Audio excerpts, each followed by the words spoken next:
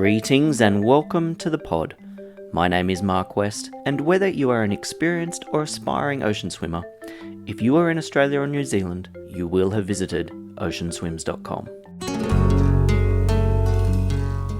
Oceanswims.com handles the entries for the majority of organised swims in this part of the world, as well as being the home to commentary, photos, witty banter, results, and competitions. Paul Ellerkamp and Suanne Hunt are the ocean swimming doyens who run oceanswims.com and Ocean Swim Safaris, and we talked recently, rather pleasantly over tea and macaroons, about all things ocean swimming, including how the sport has changed over the last 20 years, technology changes, some of the characters of the sport, swimming around the world, and Paul's starring role, with a former Prime Minister no less, in the classic Australian TV soap, Our Country Practice. I started by asking Paul where oceanswims.com came from.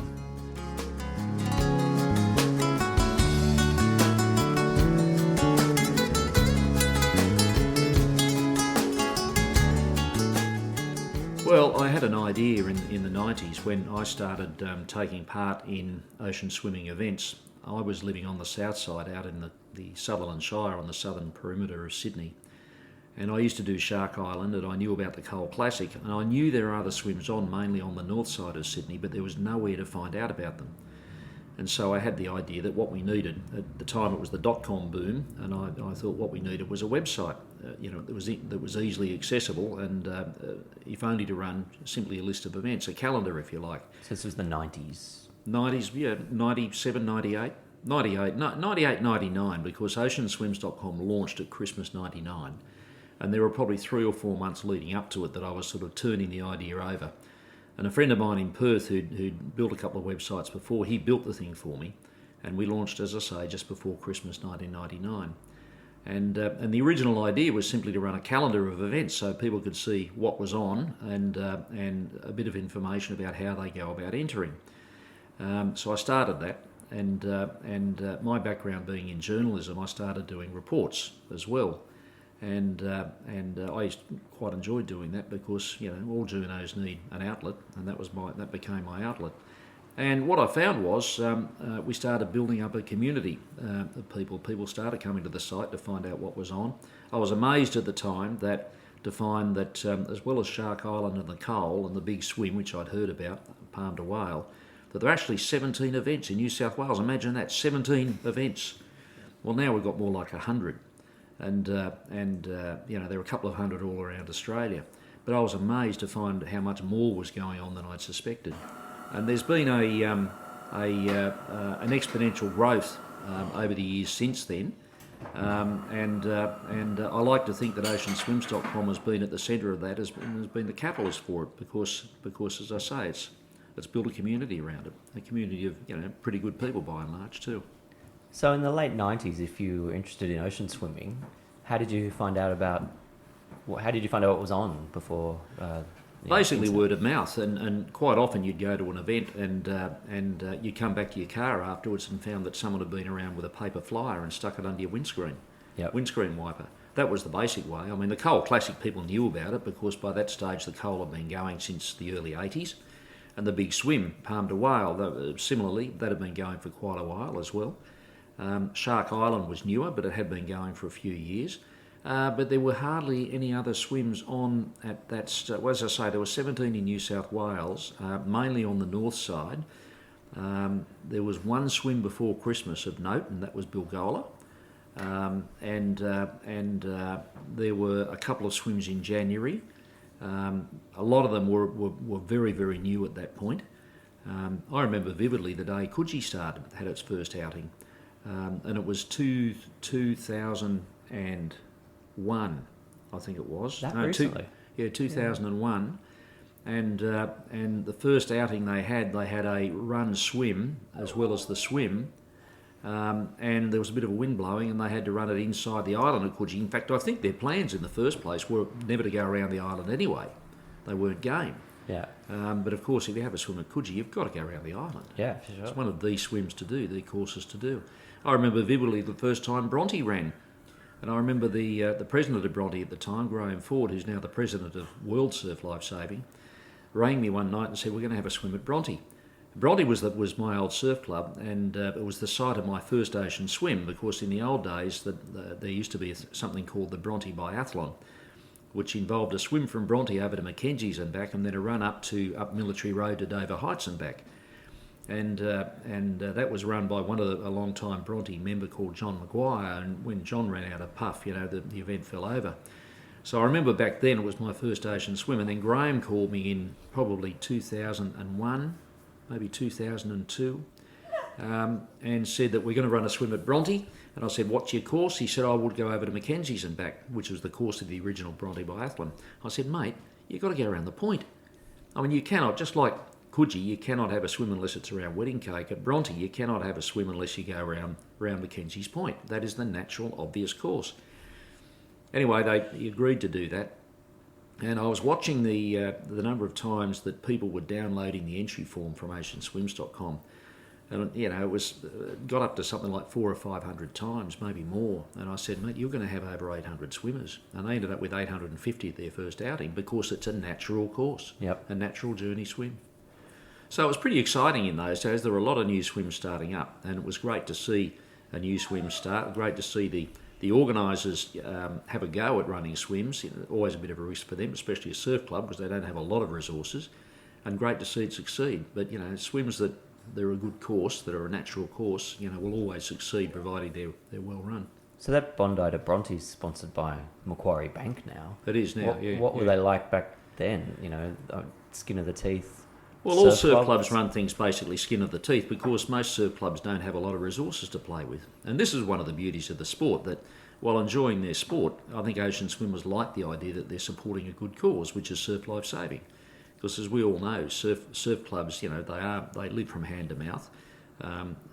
They've got bigger budgets nowadays than they had even 20 years ago.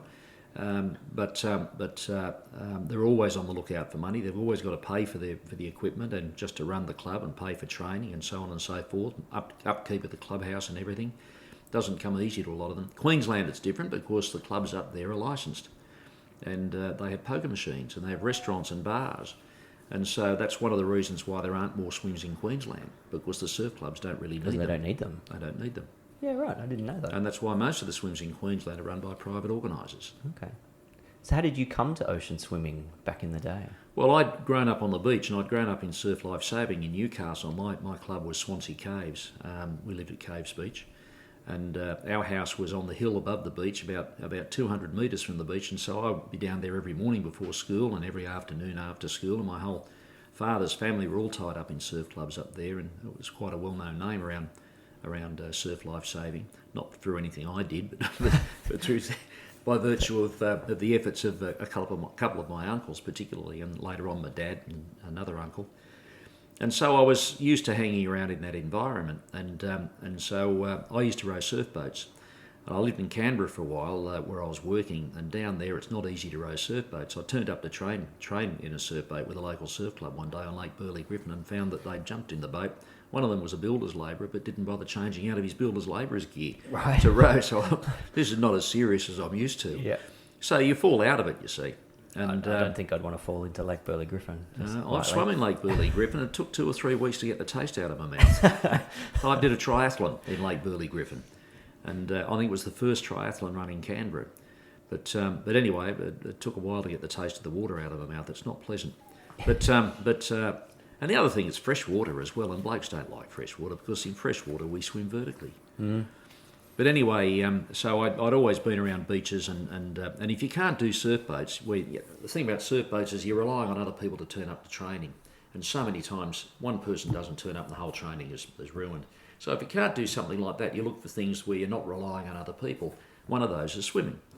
And so I started doing some swimming, and when I moved back to Canberra in 1984, I had some friends who were swimming every morning, and I got into the habit of doing the morning swims, and that's how I started swimming. And so coming back to Sydney, the ocean swimming is a natural extension of that, combined with the background I had on the beach. I was a surfer as well in my young days, and I was one of the few people on the beach who actually crossed over between surf life saving and board riding, because in those days the boardies and the clubbies hated each other. Okay. What were the swims like? I mean, these days they're pretty well patrolled. There's IRBs around everywhere, and guys on jet skis. Was it like that back Oh, back in they the always 90s? any club who ran a swim would have to provide good course management, course patrols, and they were always very professional like that. And that's the great beauty of surf clubs running swims as well. Of course, that surf clubs are full of people who are trained in water safety and in rescuing people, and so they're always pretty well maintained. Mind you, on the odd occasion this happens, I raise my eyebrows when I see that a lot of the water safety are barely out of nippers. And the problem with that is not that there aren't enough people on the water. It's just that people patrolling courses who are that young often find it difficult to challenge older people who are swimming, who maybe have gone off course or who are cutting buoys. And even if they have to pull someone out of the water, someone who's barely out of nippers is not able easily to pull, say, a grown-up, especially an overweight one, out of the water. Yeah. So you raise your eyebrows sometimes. There does seem at times to be a bit of a over-reliance on water safety staff who are a little bit young. Have you seen any great changes apart from proliferation of events? Are they run differently? There's electronic timing now, but Well, yes, electronic timing, goodness me. Swimmers demand electronic timing, and I keep telling organising clubs that really it's no panacea. I mean, there are just as many issues with electronic timing as there would be with any other timing system. And indeed, the most reliable and flexible timing system is the old post-it note system, which every club used in the first place. yeah, And that simply involves half a dozen staff on the beach on the finish line. All you've got to do is organise a couple of the staff members, writing the swimmer numbers and the times on a post-it note, and the swimmer then hands that in to someone sitting with a laptop under a tent. But still, it is the most reliable, most flexible, because you can even negotiate your finish time, can't you? yeah, you could, yeah, you could. But there are an awful lot of issues with electronic timing, and principal amongst them is the cost. I haven't checked prices in the last year or two, but the basic cost of electronic timing was $3,000 or so Right. for up to 1,000 swimmers. Well, most clubs can't afford that, and so I've spent a bit of time over the last few years as well uncovering alternatives to that. One of the great things about the web is there are a couple of apps you can download now. They cost about $40. Put them in your phone or your iPad, and you can even have a couple of iPhones and iPads if they're logged into the same account.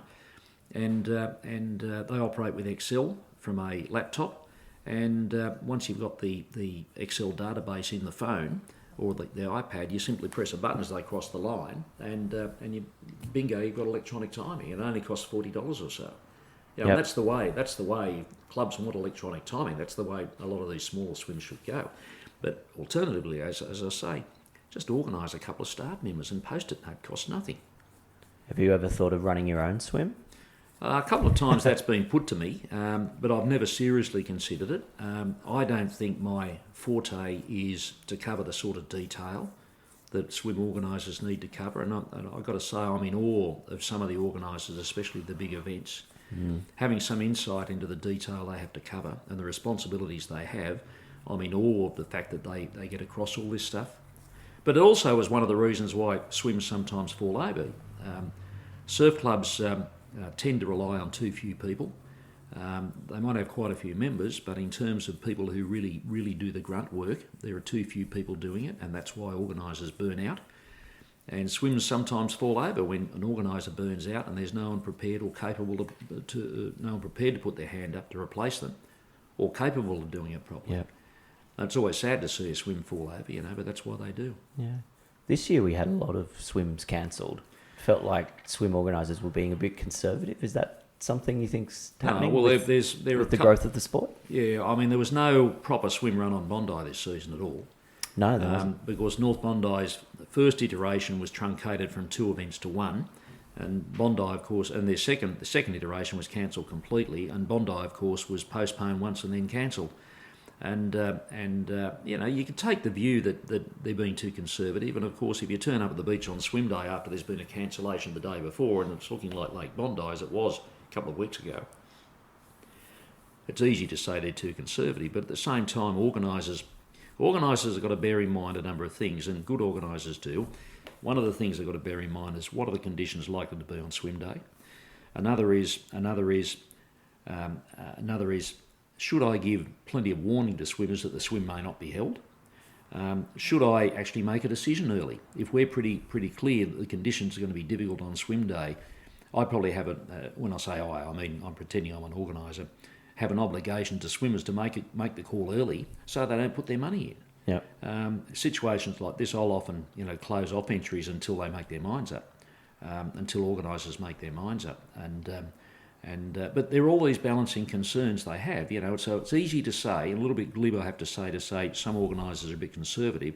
It's easy to say that on the day when the conditions turn out to be reasonably easy, but the day before, when you're looking at forecasts and you're also getting advice from the beach inspectors, it's a different situation, and they've got a lot of things to take into account. I actually feel for organisers. If a swimmer's called off, the ones who feel it most are the organisers, because they're the ones who've done all the work. Oh, and they lose. It's easy for swimmers; they can go off and swim somewhere else, but the organisers can't.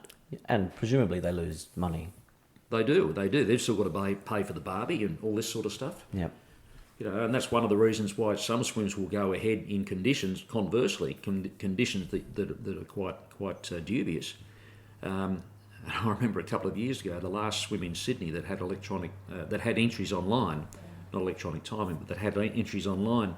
There was the thunderstorm on swim day, but because they had no entries online, they had no revenue. And on the day of the swim, there were thunderstorms, and they were faced with the situation. They'd paid all the costs of organising the swim. They had no revenue. And there were thunderstorms around, so what did they do? They still ran the swim. They still ran it, right? They still ran the swim. In the end, it went off all right, but if you talk about risk management, if you talk about trying to forecast how conditions are going to be, you've got to wonder why they did that. But they had no revenue. Yeah. Because swims are actually quite expensive to run. And so if a surf club has gone to that expense and they face the prospect of having no revenue coming in to cover it, well, it changes the equation. Yeah, especially if they're charities. Oh, they are charities, that's right. Yeah. As we said before, they are charities. And A, they don't have much money, but B, they cannot afford to waste what they've got. Yeah.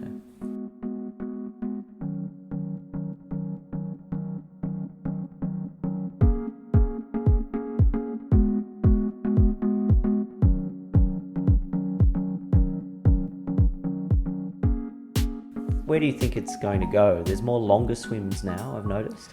It's interesting because we see this in New South Wales, for example, and there is a different trend in Victoria. Well, actually, it's not that much of a different trend in Victoria because traditionally in Victoria, the swims were shorter. They were all around 1.2 kilometres. Is that 'cause Whereas it's in cold? New South Wales, I don't know whether it's because it's cold or not, but that's what they've been. But down there, most of them wear wetsuits anyway, of course, so the issue of cold is probably evened out. But in New South Wales, the typical swim was 2 kilometres. And so we've already been through a phase in New South Wales where we've added short swims to the longer swims. And in Victoria, they've started adding longer swims to the short swims. But sure, as you say, quite correctly, there is a bit of a trend now towards even longer swims in New South Wales. There's been a bit of a proliferation of 5 kilometre swims. Yep. There are a couple of those in Victoria, or longer swims in Victoria now as well, even longer swims. But in New South Wales, there are 5 or 6 swims now of longer distances. There are actually a couple more than that too, but some of them, like Foster, for example, they make out their 3.8, knowing full well it's more like 4.2. Right. But they don't want to scare people off. Okay, yeah. But yeah, there is a bit of a push, a trend that way. The other trend is that the real growth in the sport. The people who are doing those 5K swims are established swimmers. The real growth in the sport is at the shorter distance end, and it's also in the area of say mothers coming into the sport, newbie swimmers. When I say newbie swimmers with virtually no experience whatsoever. A whole lot of us people have been doing it for years. We grew up on beaches and we grew up in surf clubs, and we're quite comfortable in pretty well any surf conditions. But a lot of the new swimmers aren't, and It's interesting to see how many are really quite uncomfortable. When conditions become difficult. I remember at North Stain in 2002. I remember quite vividly. There was about a 2 metre swell running. It was autumn. It was the most beautiful conditions for anyone who doesn't mind a wave, because with the offshore breeze blowing, clear sky, clear water, 2 metre swell, about half a tide. It was absolutely beautiful at North Stain. Absolutely glorious. The gun goes, and about 2/3 of the field either didn't get out, didn't try to get out, and stood around on the bank chatting. Yeah, right. That's when I realised how few people could really handle conditions. And it's easy for us who've been doing it all our lives to say, oh, well, nothing wrong with that. And we go back to the conservative forecasts of some swim organisers, But but most people cannot handle difficult conditions. Mind you, if they're forced to go out in them, they do, and very few people end up having problems, but they're not comfortable. Yeah, well, I mean, it's if you're not used to it, getting out through the swell is tough. That's right, that's right. That's another thing that amazes me about some organisers as well, though. When you talk about minimum ages and so on, they'll base their minimum age on what conditions they're going to be like, or rather on how long the swim is, rather than what conditions are going to be like. But and there'll be a lower minimum age for the 1K than there will be for the say the 2 or the 2.5 Ks. And yet the difficulty in that swim isn't so much the distance for a lot of these people; it's getting out and back through the surf. Yeah. And so you face that whatever the distance. I've noticed, so it's an interesting thing. So I enter a new age group in a couple of weeks. Like I'm going to be hitting the 40s. Yeah. And recently I've been looking at my results. They're okay for the 30s. Put them into the 40s, sometimes even the 50s. I'm getting flogged. That's one of the interesting things. What is it? What's happening? Well, nothing's happening. I mean, you're just welcome to the world, you know. I mean, and welcome to ocean swimming. I did a demographic analysis of the online entry database a number of years ago now, and I found out a few interesting things. One was that ocean swimming is basically 2/3 male, 1/3 female. Despite all the growth over the years, it is still basically 2/3 male, 1/3 female. But if you separate the short swims from the longer swims, it's overwhelmingly, not overwhelmingly, but it's much more even male-female, and quite often it's actually more female than male. Longer swims, converse, more male than female. But one of the other things I discovered when I did this demographic analysis was that the sport is really heavily focused on swimmers aged from about 40 through to about 65, 70. And they're all the old beach crowd who've been doing it all their lives, you know. And there was a day at North Bondi, for example, when there was a breeze blowing and a bit of a short, sharp chop, and they called the swim off. And there was a fellow in his 50s or 60s who went home, and I think he was a judge, and he rang the Herald and complained about North Bondi. Next thing you know, the next morning, he and his partner are on the front page of the Herald complaining about North Bondi. And the really weird thing about that day was because conditions were judged by the water safety people at North Bondi to be difficult, they cancelled this. They didn't cancel the swim, except they cancelled it for the over 50s. And yet the over 50s are the ones who've been doing it all their lives. Yeah, right. Okay. And they're the ones who are probably most competent. Yeah. But when you say you find you're getting flogged in the 40s, you know, the bulk of the sport is 40s and 50s. Yeah. And even now 60s. John Curry, for example, tells the story about when he started. He used to check in at this table and he'd point to the teenage table. Yeah. Now he's checking in at the 70 pluses. Yeah. He's gone all the way through. But, you know, the vast majority are in those age groups. That swim the other weekend, I did the Coco to freshwater. I think interesting demographics. The first 4 places were female. The rest of the top 10 were plus 50 blokes. Yep, I noticed that. It was quite and different. One of them was John Demestra, no doubt. Oh, he's crazy good. Yeah. The amazing thing about Demestra, I'll tell you a story. A few years ago when the old Sydney Harbour swim used to run in early March, a couple of times they ran a celebrity race from Fort Denison into Manawar Steps. And on 2 of those occasions, the organiser, Adam Wilson, got me to go in a boat and follow them in. And you know, I had a microphone and I was supposed to call the race, as it were. Yep. A little bit like Des Hoisted, yep. or one of those ilk. And this particular day, Suanne was actually in the celebrity race this day as well. Mrs. Sparkle sitting here next to me, and I'm in the midst of celebrity here. I didn't realise. Well, one celebrity, Suanne. Anyway, the boat followed the leaders in, and all the way in from Fort Denison to Manawar Steps, the boat sat next to a leading trio of John Demestra, who is a strip of a lad, baby-faced, never underestimate him. Graham Brewer, who's about twice the size of Demestra, a couple of years older than Demestra as well, but a huge hulk of a bloke. He could easily appear in a Hulk Hogan movie. Yeah. And they were shoulder to shoulder all the way in. But whereas Brewer has this long, loping, strong stroke, Demestra's stroke rate was about double. And so he's going like a thrasher, like a windmill, next to Brewer with his long lope and so on. And sitting on their feet was Don Boland, I've got to say, who just drafted all the way in, had the easiest run because he was behind both of them. But anyway, you've got Demestra there with a stroke rate twice Brewer's. Who do you think won? Oh, well, I think you're going to say Demestra then, hey? Well, yeah, you guessed right. That's right. Demestra won. I mean, he was only half a shoulder ahead of Brewer when they climbed out, and he probably got out more nimbly Yeah. Well, quicker because he is more nimble on his feet because he's not carrying as much weight as Brewer. Brewer's not, when I say he's carrying weight, he's not fat. He's just big and strong and solid. And so it'd be easier for Demestra to hop out and run up the steps first and win, you know. But it was a phenomenal race. And it was a great exercise in, it's not your body shape and it's not necessarily your technique, but there are all sorts of things come together in it. And it'd be a fallacy to say, for example, to be a good ocean swimmer, you've got to swim long, strong, hard strokes. There's a time and a place for that, but it's not necessarily the determinant of whether you're going to win or be a good swimmer. I do like that, and I'm very much middle of the pack, and also don't carry a lot of muscle or anything on me really. But I quite like beating the triathletes over the line. But usually there's some big guy who's beating me, so but probably that big fat guy has been taught properly as a kid. Oh, and so his technique's there. And they're strong. That's right. He's probably a water poloist. Yeah, right. Yeah. Something like that. A lot of water polo players here, and a lot of the outstanding swimmers, the strong swimmers, are ex-water polo players. Yeah. And they've been taught there not only to be aggressive, I think, but also they're just strong in the shoulders.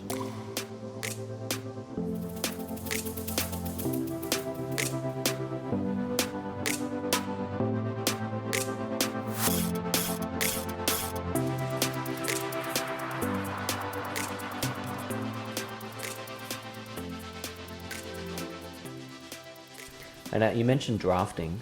I know you have strong opinions on drafting. Should Essentially, I give you the platform? Well, essentially, drafting is cheating because you're using someone else's effort to get through the water. Now, I know at the upper echelons of ocean swimming, or more, not so much ocean swimming, but open water swimming, there's a difference between the two. I'm talking now about FINA events, for example. Drafting is quite acceptable. Now, at that level, what they would do is they'll draft and they'll take turns in drafting and they'll take turns in leading, just as the cyclists in Tour de France or something. Tour de France or someone like that does. They take turns.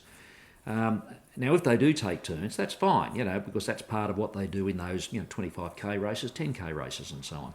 But at our level, if you draft on someone, you hear so many stories about people having someone on their feet for the entire race, and then right at the very end, they pull out and overtake them because they're still fresh. Now, at our level, drafting is cheating.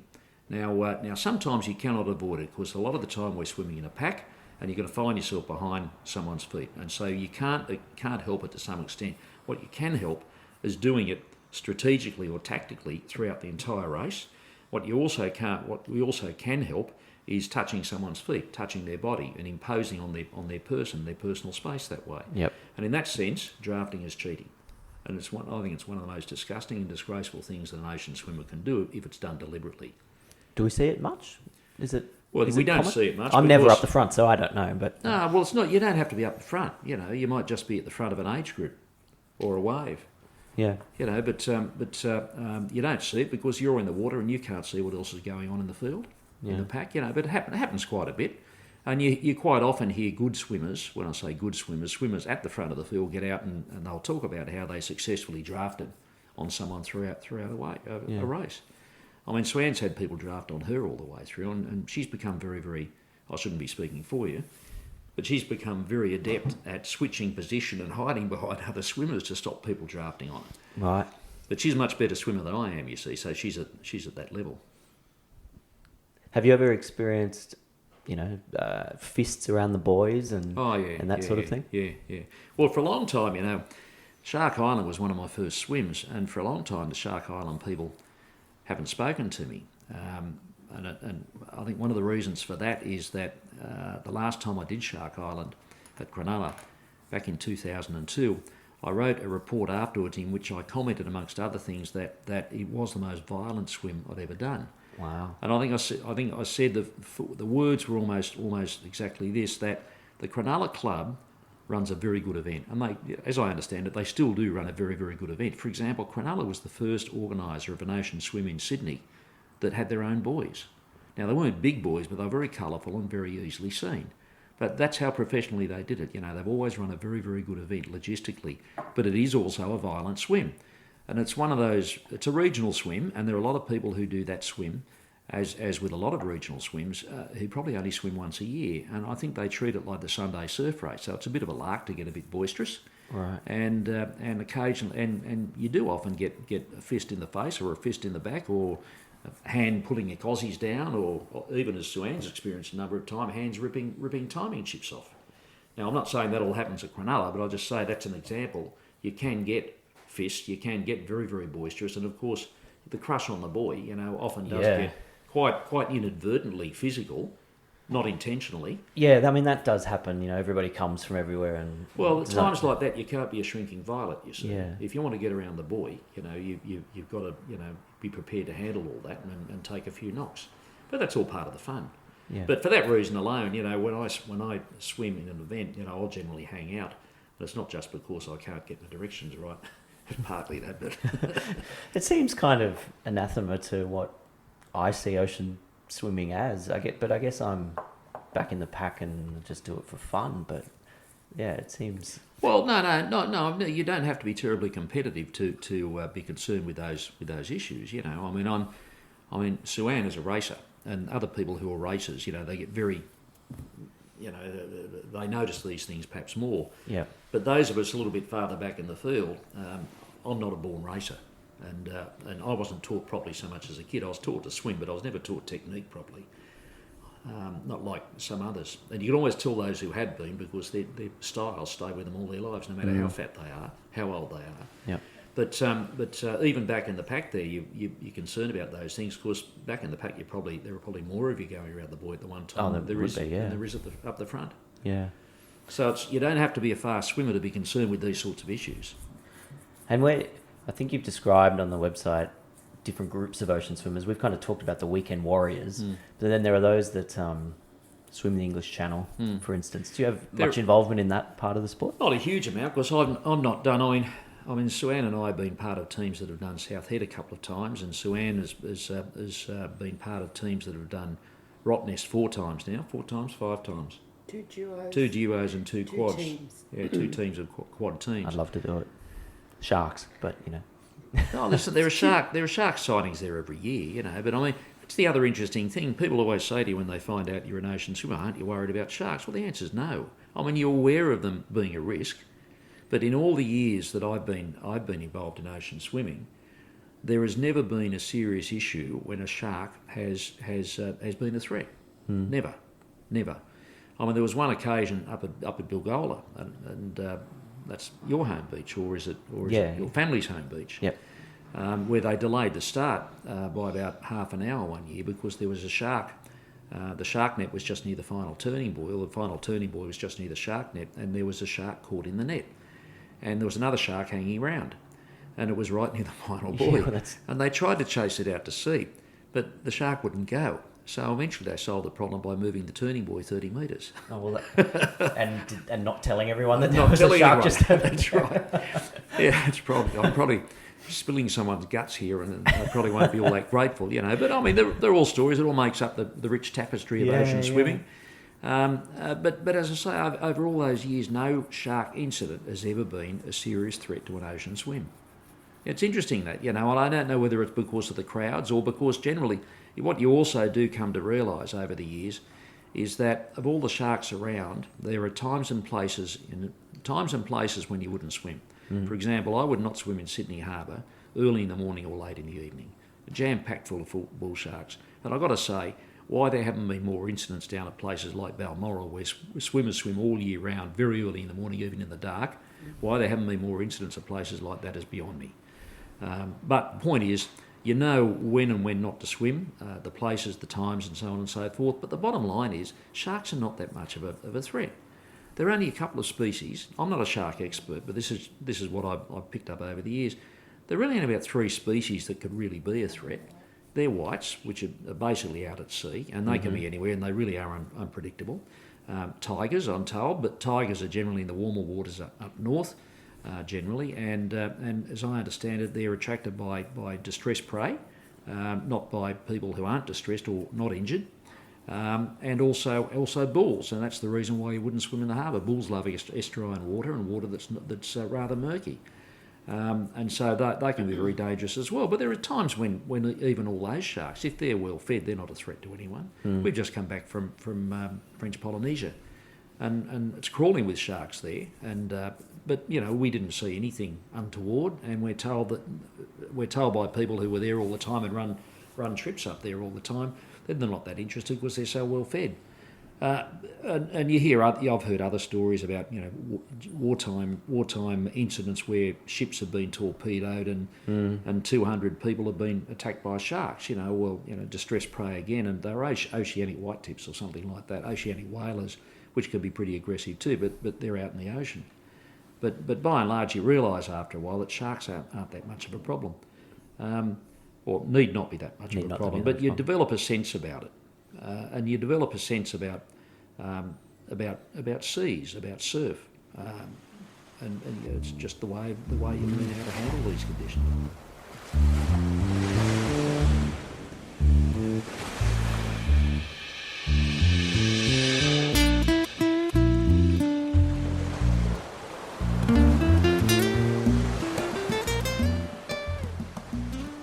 Well, French Polynesia is a nice segue into the other half of your business world, which is Ocean Swim Safaris. Where did that come from? Well, early on in running oceanswims.com, I was contacted by an organiser based in Fiji who wanted to run a swim in Fiji and one in Vanuatu and was looking for our help in promoting it. And we worked with this organiser for a while, and out of that I realised that the sort of people who do ocean swimming are actually well placed to travel for their swimming and want to travel for their swimming. They want to visit exotic locations in pursuit of their sport, of their pastime.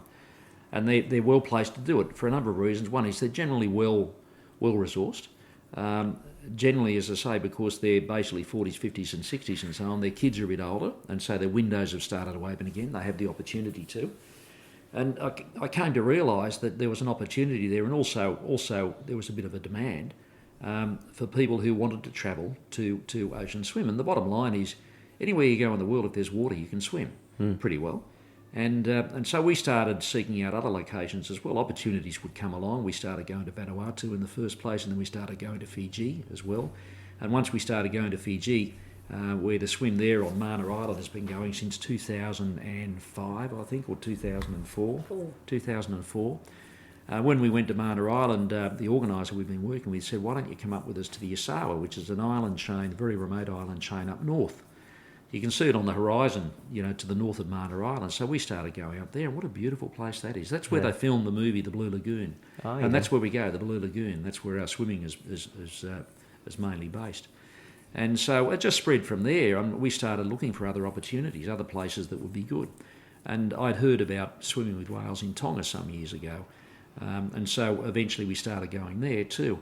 And a friend of ours, we rely on tips from people who know these things too. Friends of ours who are swimmers but also divers told us about a place in Sulawesi in Indonesia. They said it'd be right up your alley, just what you need. So we went and did a scout on that.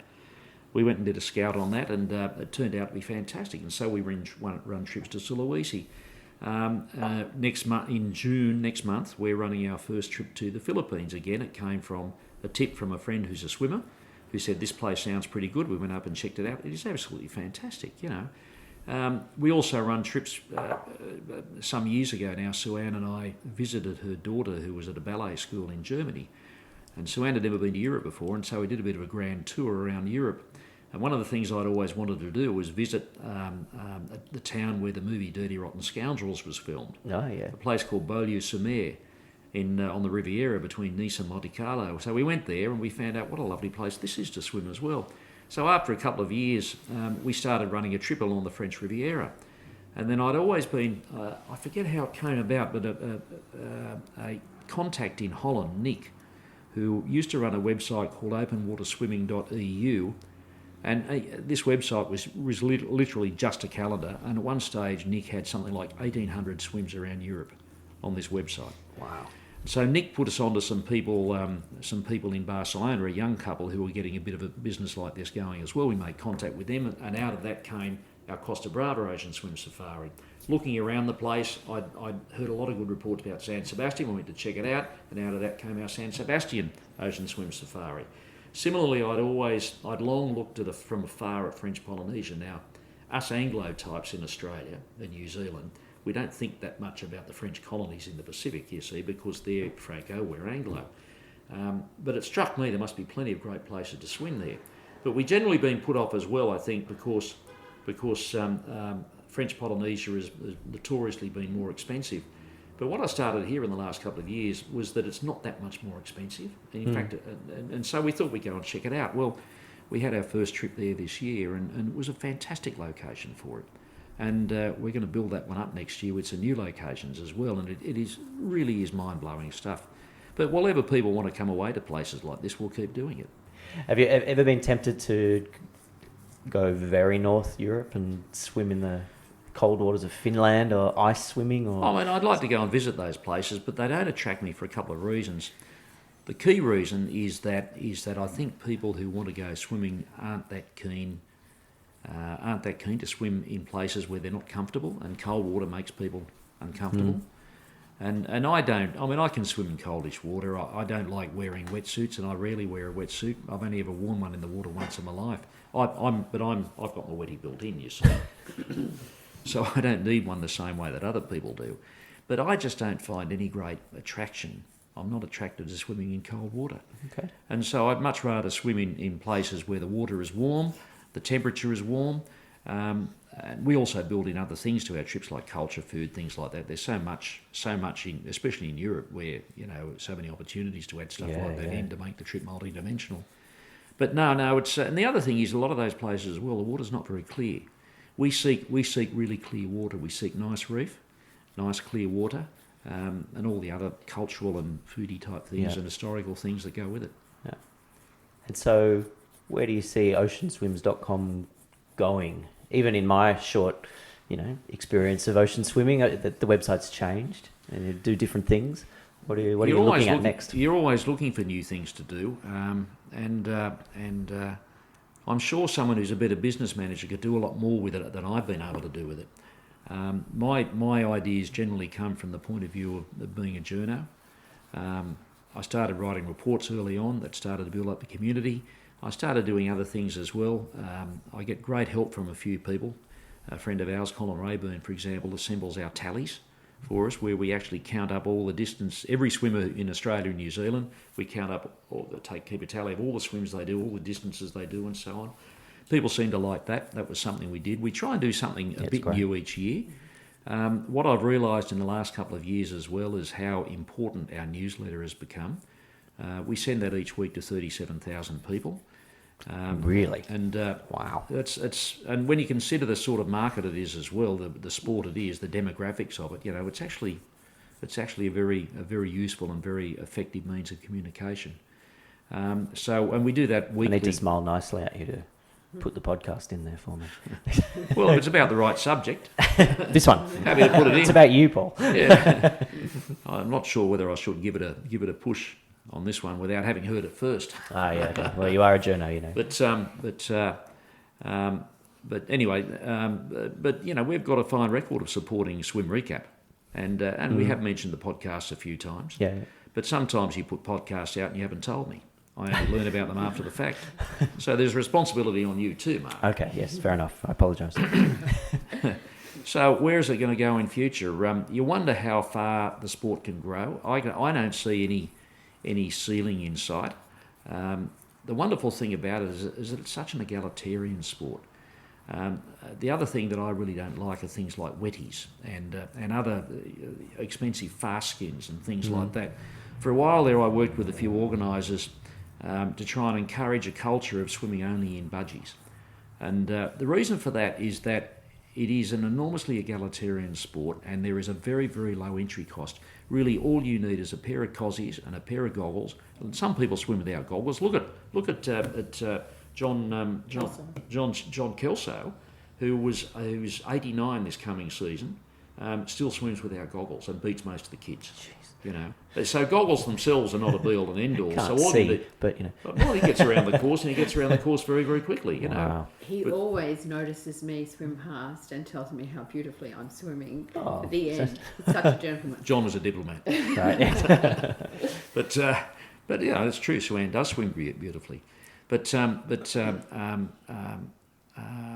you need is a pair of cozies and probably a pair of goggles, and so it'll cost you less than $100 to be part of this sport.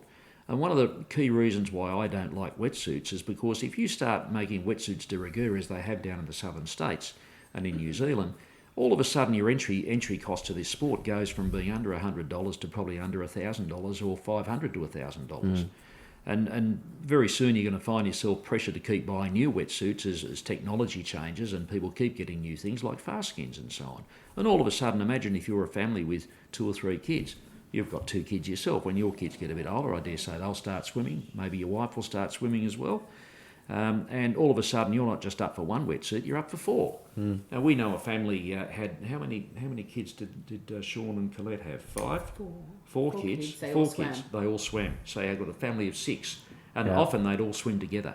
Yeah, That's a right, terrific okay. thing. But Yeah, imagine yeah. the cost of fitting everyone out with those higher cost wetties or fast skins and things like that. So for that very reason, I've always been a bit of a purist with these things. I don't see a ceiling on it because it is such an easy sport to get into. It's not a sport that's focused on winning. It's a sport that's focused on taking part. I dare say a lot of fun runs are like this as well. And if anything, you're competing with yourself for time over a distance. Yeah. Difference between running and swimming in this sense, of course, is that you cannot compare your course over a swim from one year to another No, over it's the same different, course, yeah. because it depends on where the buoys are set, depends on which way the swell's coming from, which way the wind is blowing, all sorts of things. Whereas if you're doing a run, the street's going to be pretty much the same. Yeah. Each year. So it's very, very different. And I think the other great thing about it is that you're really on the frontier. It attracts the sort of people who have a bit of an ecological bent, an environmental bent to them, and they can go out and be on the frontier, out past the shark net. Anywhere past the shark net is the frontier, really. And yet you're still within reach of a cuppa. And we started to talk earlier on as well about the different dimensions of the sport, and you mentioned the long distance swimming, and we talk about events as we have at length here this afternoon. Another part of it is it's growing in popularity is the really long distances. They're a section amongst themselves. There's a bit of a crossover there, but I think because that's such a personal pursuit, it requires probably a different sort of personality to be into it. But of course, the great majority of this sport is completely unstructured. It's all the mugs who turn up on every beach every morning and go swimming with their friends, and then go up to the top for a cup of coffee afterwards. And that is that is the great part of ocean swimming. Most of those people don't do events; they just turn up every morning and do their swim, have their cuppa, and that's their therapy for the day. A lot of them are old fogies, old farts. A lot of them are much younger than that as well. But there is an enormous beauty to that, and that's what I really love about it. Yeah. Oh, it's great therapy. I think of it as, I don't know, an introverted event for an extrovert or an extroverted event for an introvert. Like, I like being out there amongst people, but I'm also like by myself, right? I'm only swimming by myself, enclosed in nature. Absolutely. Yeah, it's a paradox, isn't it? That it is something that you do with a whole lot of people, but it's something you do yourself. And when you're swimming along, the way to swim a distance, of course, people say, how do you swim a distance? The way you swim into a distance is to slip into your rhythm, slip into your own little world. And you think of all sorts of things. You might sing to yourself, You might solve all the problems you're facing at work. But it's a great opportunity to not be bothered, and to once you've settled into your rhythm and settled into your own little world, it's amazing how fertile your mind becomes. And it also helps to take your mind off the fact that you might be finding it difficult or you might be getting tired. Yep. The great thing about the older people doing swimming as well is that older people are much better at knowing what sort of pace they can sustain over a distance. Their judgment's there. Yep. I mean, how many people do you speak to? Suanne's always telling these sorts of stories where you find yourself swimming behind a young person who goes a million miles an hour, then suddenly stops. Yep. And then they go a million miles an hour again, then they'll suddenly stop again. They cannot judge pace. But us older people, we're able to do that a little bit better, and so we're more comfortable at it.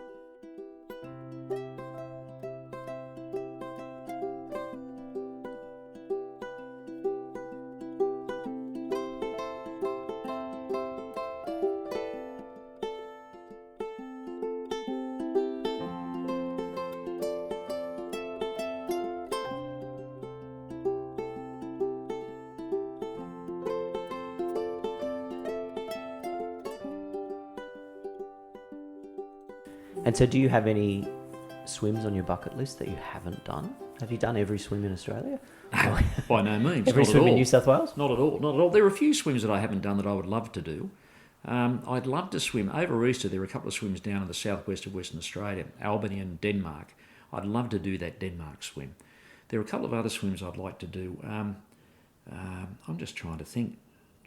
There were one or two in particular that I would really, really love to do. There was a new, really long one this year from Palm to somewhere. Yeah, that's Palm to Shelley. Palm to Shelley, yeah. And there are more coming from that direction as well. It's really quite interesting. I'm not in a position to say what they are at the moment. It's not my information to give out right now. Sure. But there is more coming from that direction. And that's in line with what you were saying earlier on about there being a bit of a trend towards longer distances.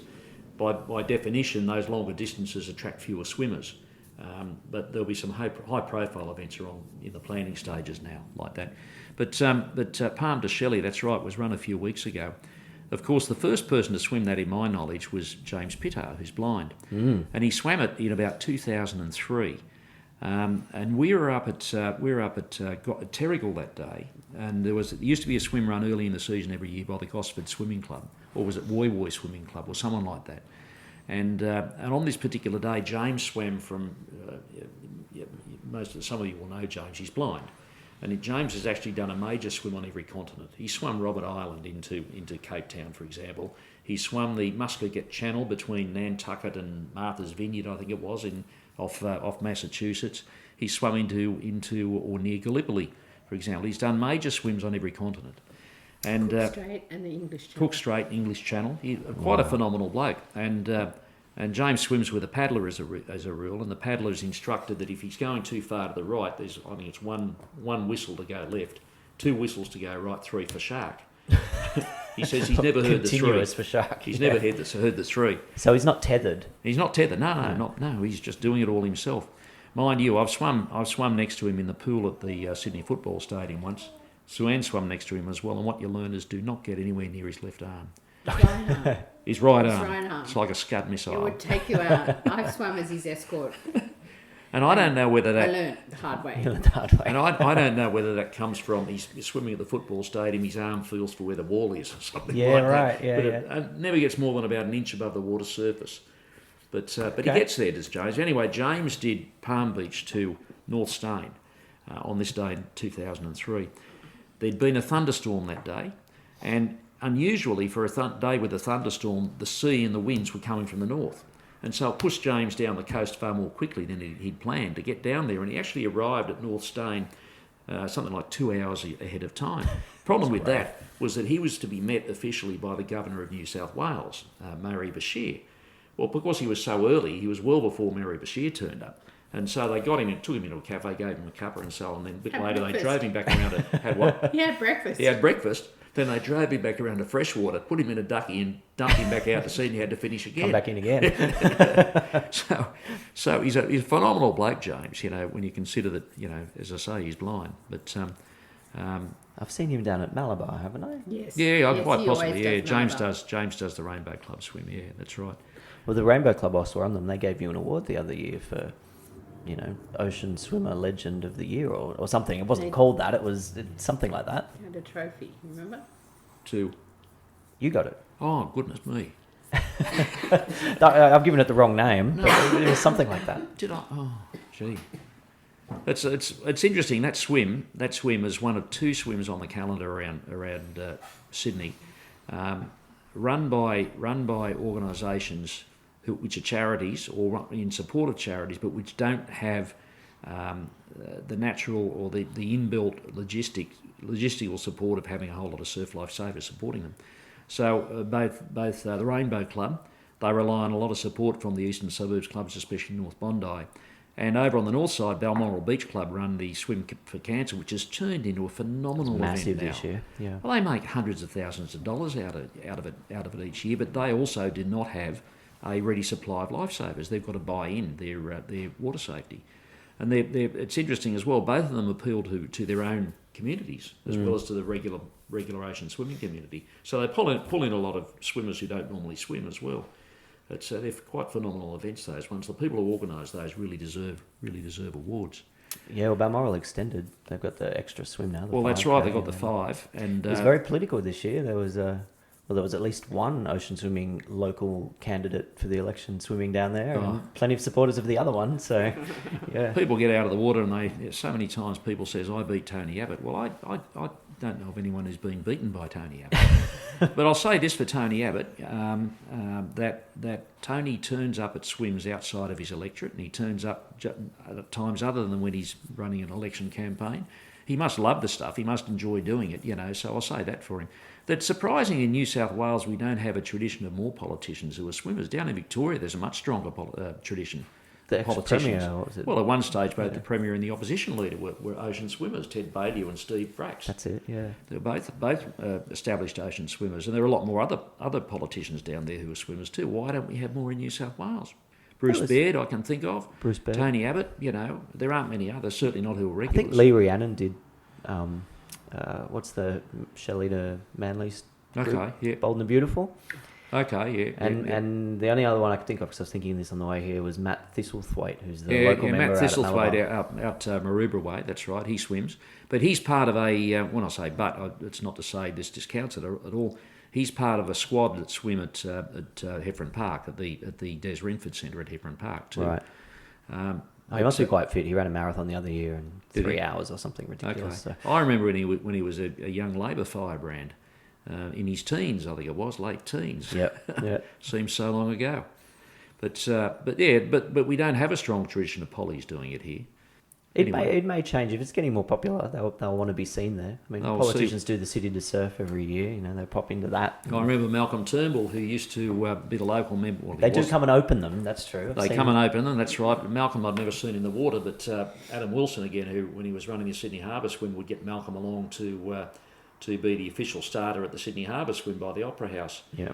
And this was before Malcolm was, not only before he was Prime Minister, but before he was still on the back bench. And he used to cut a lonely figure there by himself. And you look at the bloke, you look at some people from afar, and you think he needs someone to talk to. Yeah. And he'd sort of wander around a bit. I remember the first time they had the Coogee swim. I mentioned that a little bit earlier. And there was a really strong westerly wind blowing on a November day. It was unusual. And I arrived down there very early, and the only other person on the beach was Ernie Page, who was at that stage the member for Waverley. But Ernie turned up at everything. Very good local member was Ernie, former mayor of Waverley, but he turned up at everything. But it was only Ernie and me on the beach. Okay.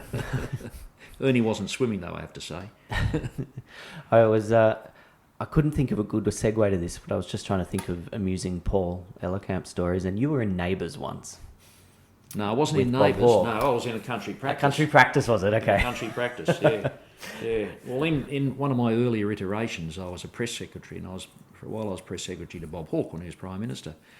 And there was a storyline in a country practice, and I've never seen a country practice. I've never seen Neighbours either, I might say. Oh, well, but, it's on in a little while. Damn, I've just missed it. But anyway, I'd never seen a country practice, but Hawke was invited to become part of a storyline of a country practice, which was to do. It's about the time in the mid '80s when the nuclear disarmament party was very prominent. And the whole issue of nuclear disarmament was a very, very prominent issue. And the storyline was to do with kids at the school in a country practice, organising petitions and so on to push the government to actually do more on nuclear disarmament. And the storyline had one of the students, wrote to Hawke, and everyone said, "Oh, silly, he's not going to respond." Yeah. And they had a big rally.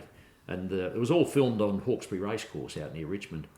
And they were at this rally, and all of a sudden, so the storyline goes, all of a sudden this limousine turns up and out gets Hawke. This is how the script went. Yeah. Anyway, they wrote to Bob and asked whether he'd do it, and he did. And we flew up from Canberra that morning, and they sent Bob the script that they wanted him to say. And he didn't see it until he got on the plane. It was a half-hour flight from RAF Fairbairn to RAF Richmond. And he looked at it on the plane, and he got off the plane, and he got into the car, and we drove to Richmond Racecourse. Bob was in the front, I was in the back, the coppers were in the car behind. We got out of the cars at the racecourse, the whole crowd's there, and they're supposed to all be surprised when Hawke actually turns up. Yeah. And the whole crowd's there, and it was like the parting of the Red Sea. The crowd breaks in half, and Hawke strides through the middle. And I was behind him because that's what a press secretary does. Yeah. And I was straight behind him, and the coppers were next to me, and so on. So I didn't know I was going to be part of it, but there you go. I was there. That's a touch of authenticity, I suppose. So that's how I got on a country practice. The interesting thing that happened was one of the characters, that little bloke with a moustache, who's all these shows have a comic foil. The cook. The Cookie or whatever Cookie. he was, Oh, it was Cookie the big guy. But yes, whoever it was, one of the little comic foil blokes was supposed to, according to the script, had to run up to Hawke as he came through the pack to grab his hand and greet him and all that sort of stuff. Well, no one had told the coppers. So when this bloke runs up to Hawke from the side, unannounced, the copper elbows him out of the way. That's awesome. Because he thought he was being attacked. Yeah. Yeah, that was a country practice. A photo of that came to light recently on Twitter or Facebook This is or where somewhere. I saw it, yeah. Yeah. And someone said, who's that character behind Hawke? Well, you do look a bit like the plainclothes. Number of people have said to me. the- Number of people have said to me, in fact, I well remember the day that we won the America's Cup, because a lot of people will remember Hawke in that ridiculous jacket at the Royal Perth Yacht Club. Yep. Well, I was there then, but in those days I was a journo, and we all walked in there, and we hadn't been there all night, so we weren't drunk. And we were staying at a hotel in the city, and we all got up, when the race was about half an hour from the finish. We saw the finish, saw that they'd won, and then we all got in the car because Hawke had been invited out to the yacht club. We all go out there, and we're all sober. And when we got out there, champagne was hanging like stalactites from the ceiling. Talk about a party. You've never been to a party like this. But we're all sober. So we're walking through the crowd out there, and a woman came up to me and said, "Have you got a gun?"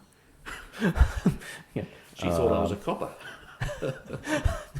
Probably because I had short hair in those days. Well, Yeah. I have no hair now. But actually, I do have hair, but I choose to have it. You choose. Well, that's good as you made a Rather choice. than paying a barber every week. But That last little bit didn't have anything to do with ocean swimming. I just thought it was funny. I guess that's all part of the tapestry of life. all part of the rich tapestry of life. America's Cup's very nautical. It's maritime. Yeah.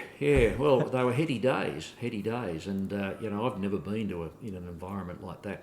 Well, I never have. People were just so. You use the expression "gay abandon," and it really was. People were just falling over themselves in a party atmosphere. They were delirious. Yep. Most of them were absolutely off their faces, Oh, I imagine. except for Hawkey and the people, the journos who turned up with him, and the coppers who turned up with him at 4 a.m. at the Royal Perth Yacht Club. I don't think we're not going to see prime ministers in that way anymore, are we? They're much Those more that star controlled, in much country more practice. much more controlled these days. What I should have said, what I meant to say about Hawke in a country practice as well. He gets out of the car. He's only looked at the script in the plane on the way from Canberra to Richmond. Gets out of the car, walks through the crowd, has to get up on dais and deliver a speech off the cuff. He did it all in one take. Yeah, right. Okay. All in one take, and it was perfect.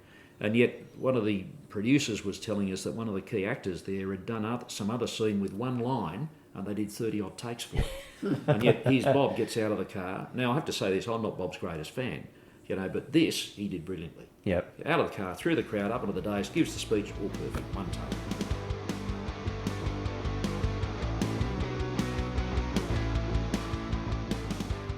Well, you asked about where ocean swimming is going. Who knows where it's going? But I think one of the beauties is that we don't know where it's going. In New South Wales, there's a trend to, as you said yourself, some longer events. There's also a trend with with younger people coming in, and especially females, young mothers, doing the shorter events. It's interesting that the Cole Classic for some years now, the 1K swim there has been much bigger than the 2. And indeed, as the 2 has been dropping in numbers over the years, the 1 has actually continued to grow. And that's an example of what I'm talking about. That's where the real growth is in the sport in New South Wales. It's at that shorter distance end. And I remember when the big swim started running the little big swim, a 1K swim at Palm Beach before the main swim started.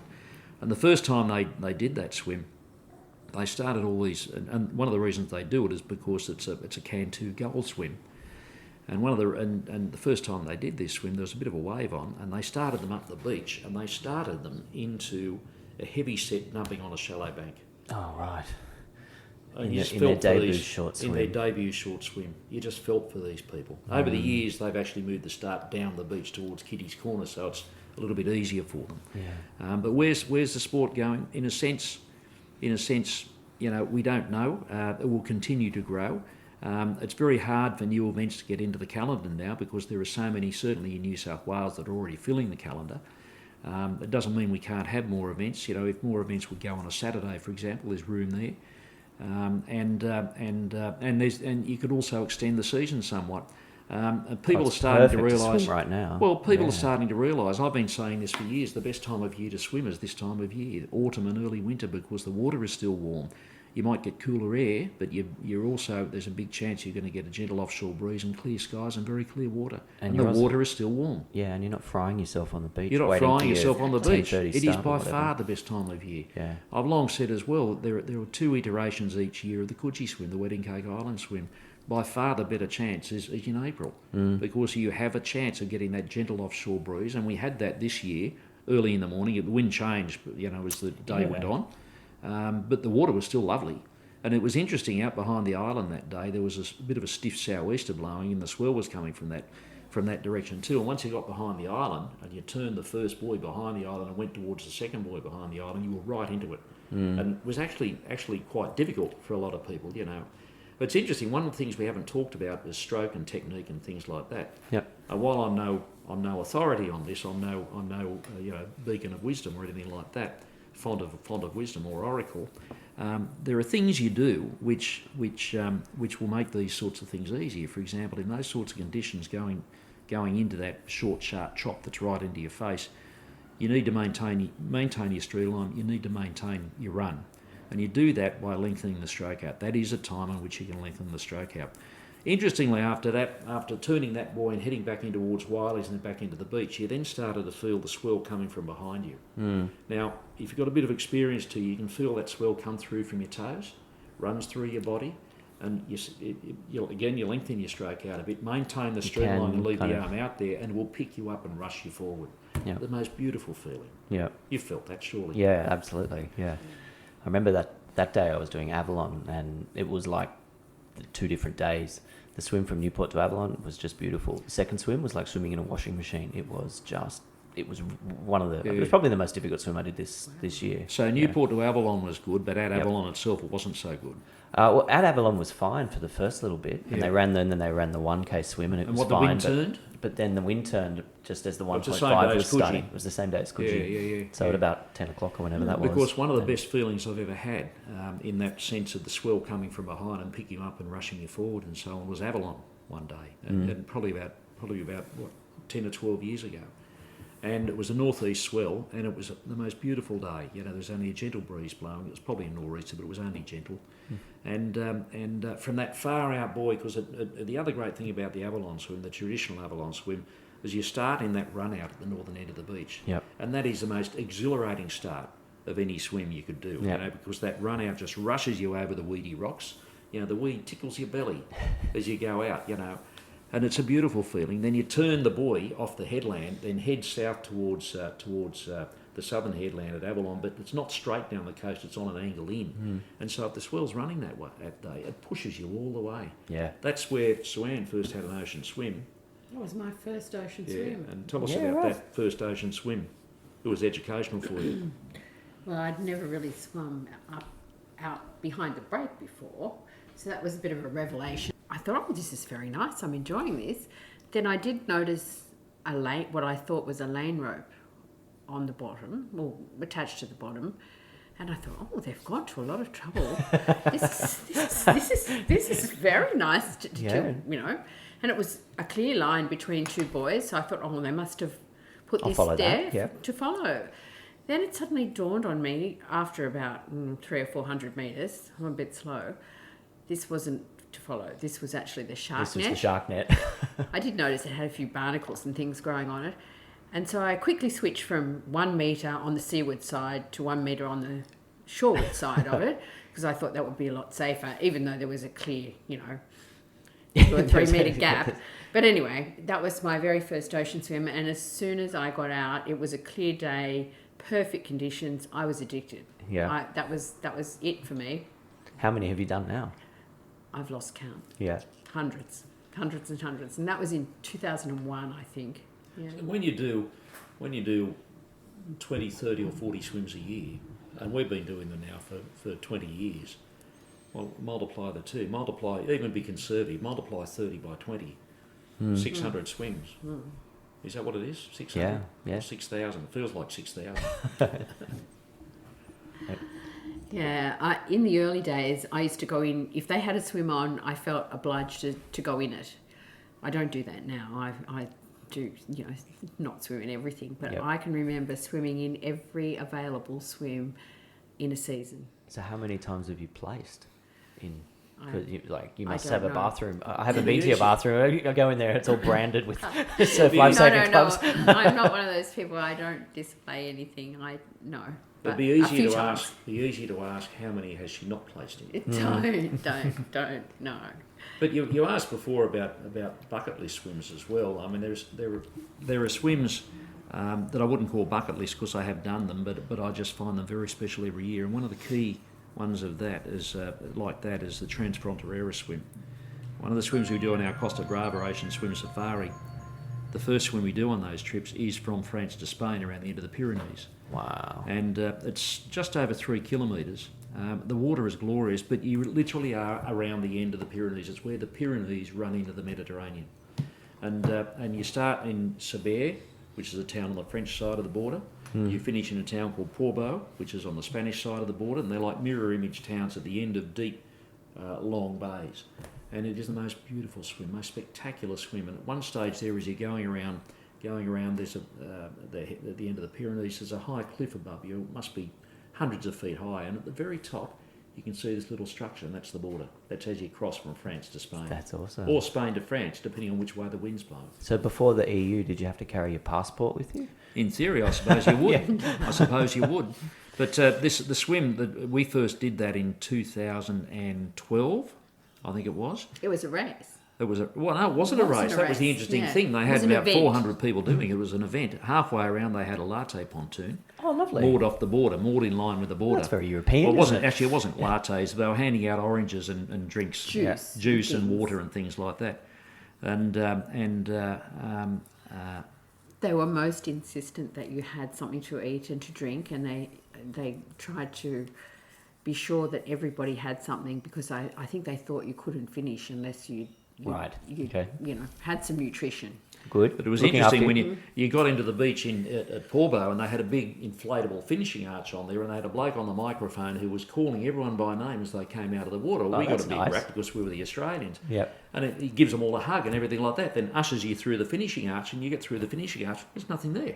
Because it wasn't a race. Yeah, There's yeah. no timing or anything like that. It was just all the hoo-ha and the celebratory Yep. atmosphere. It was fantastic. Yep. So we do that swim now. They've changed the date of the formal swim now, and so it's at a time when we can't do it. So we just do it anyway. And that's the first swim of our Costa Brava Ocean Swim Safari. So when you talk about bucket lists, that's something I'll never get tired of doing, Yeah. that swim. Isn't there a swim between Europe and Asia? Like you could swim. Yes, there to is. There are a Turkey couple. or There are a something? couple actually, because there's the Dardanelles swim run on at I think it's August 31 every year. That goes from the Gallipoli Peninsula across to Kanakulle. But there's also a swim across the harbour in Istanbul. It goes from the European side to the Asian side. And on both those swims, the current is so strong in one direction all the time because it's running down from the Black Sea through the Right. Bosphorus out into the Mediterranean. And it's all one way the whole time, you see. And it's very easy to overshoot the mark. See, the hardest thing about those swims is actually controlling your direction so that you're on the other side and you don't get swept past the finish. Because if you do, you'll be picked You're up by gone. someone else farther down. I've heard that about the swim in the Alcatraz swim. Yes. Yeah, it's like that. Same. really. I did Alcatraz one year, and it was on Labor Day, the American Labor Day weekend, on Labor Day itself. And it was an informal group, and it was a wedding anniversary. It was a couple of ladies who'd been married the year before, and their wedding had been to do this Alcatraz swim, and this was their first anniversary. And I was lucky enough to be included in the party for their first anniversary, and because I knew the organiser. And we got it on a day when we jumped at about 6 a.m. Off Alcatraz. You can't actually land on Alcatraz, you're not allowed to. You've got to come on, if you want to go onto Alcatraz, you've got to use the ferries and pay the visitor fee and all that sort of stuff. So you're not actually allowed to land on the island when you do these swims. You jump off the boat, out of the island, and swim back. And this particular morning, there was not a cloud in the sky, there was not a breath of wind, absolutely clear sky. And because it was the end of summer, it was a beautiful temperature in the air, and not too hot, and certainly not cool. The water was probably about 18 or 19 degrees, And it was right. You've really got to get that swim right at the change of tide, because the current becomes ferocious. Anyway, we got it right at the right time. We got in. It's about a mile and a half from Alcatraz into Aquatic Park, which is the finish. And we got there, and the friend of mine who organised it said to me, "How did you enjoy that?" I told him how much I loved it, and he said, "Well, you got it on the best day of the year." Yeah. It was one of the most perfect swims I'd ever done. Not perfect from the way I swam it, but just perfect for the conditions. The whole experience. Absolutely beautiful. And against that backdrop where that side you've got the Golden Gate Bridge and that side you've got the San Francisco skyline, goodness me. Yeah. Sometimes you get a swim that's just inspiring. Yeah. Yeah. I mean, the swims off Sydney are pretty cool, but I don't think we've got anything quite like that, do we? Well, yeah, but I mean, they may say how they love doing Wetter Cake Island or Bondi Bronte going around Mackenzie's Point or Little Head at Palm de Whale and so on. It's exotic, you see. That's exotic for us. This is exotic for them. Yeah.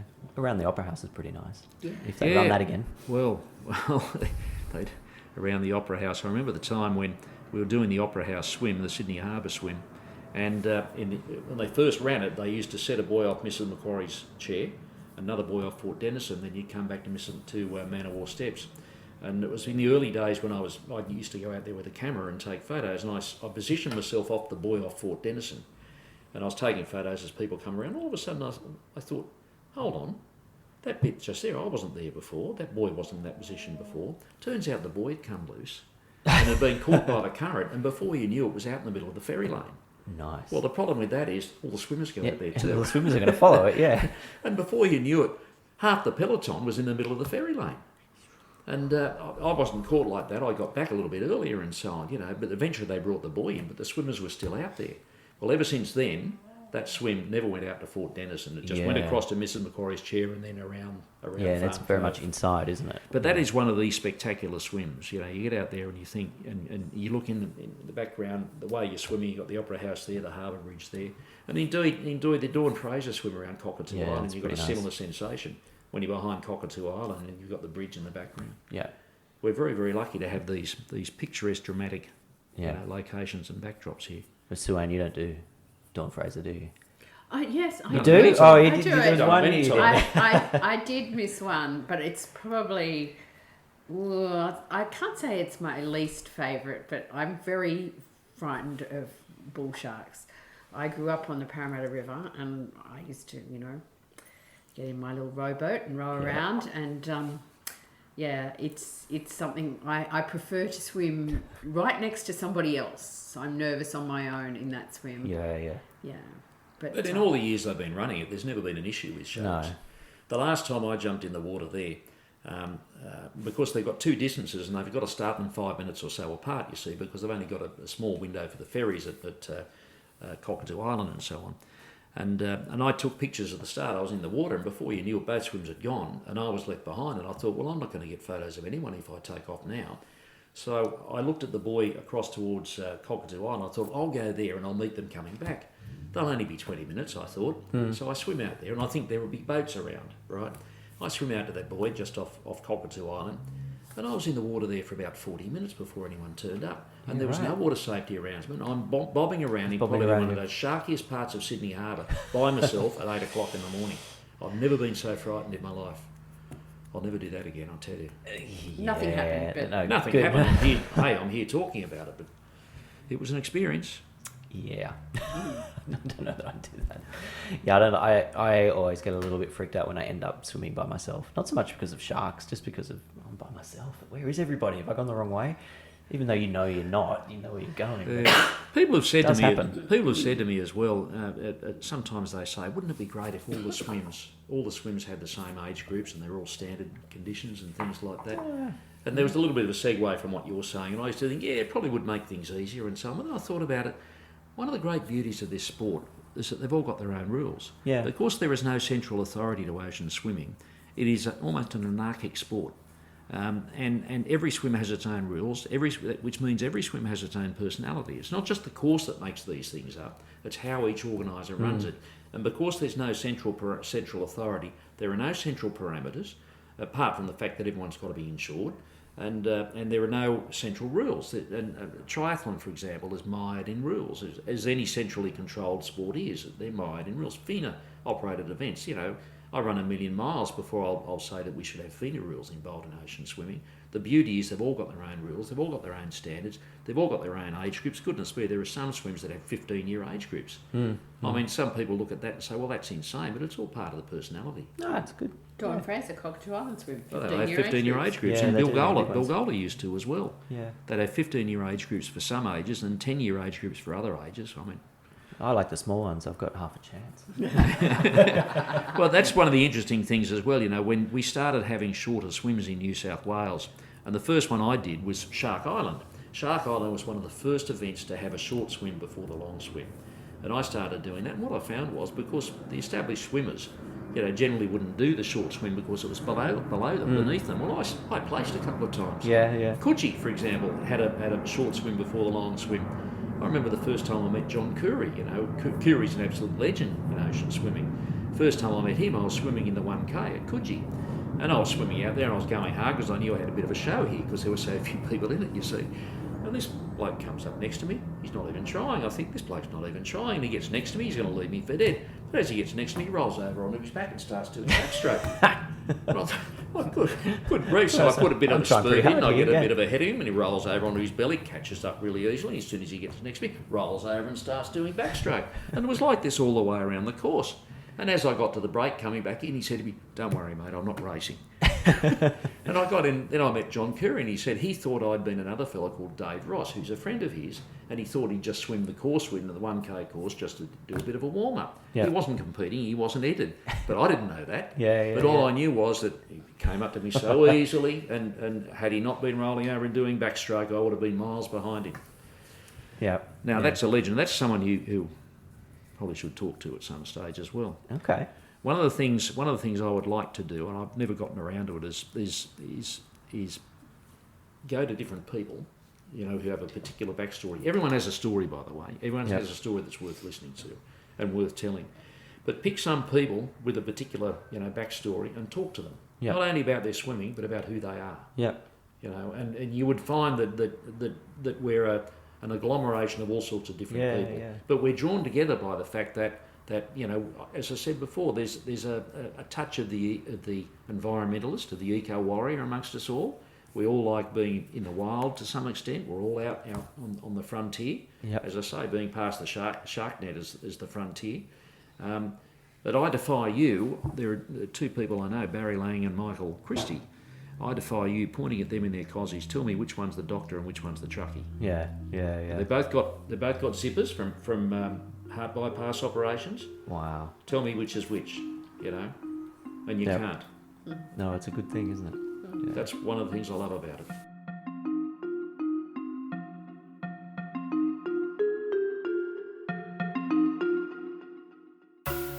Unfortunately, that's all the time we had to chat, and I think I could have chatted all night.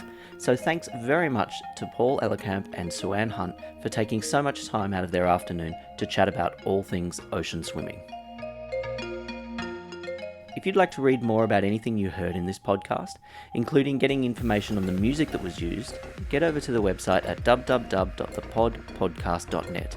That's www.thepodpodcast.net. That ukulele music you heard earlier, that was the music by Paul's son James. And we've got links to all the music up on the website. Thanks again. My name's Mark West. I'll catch you next time on The Pod.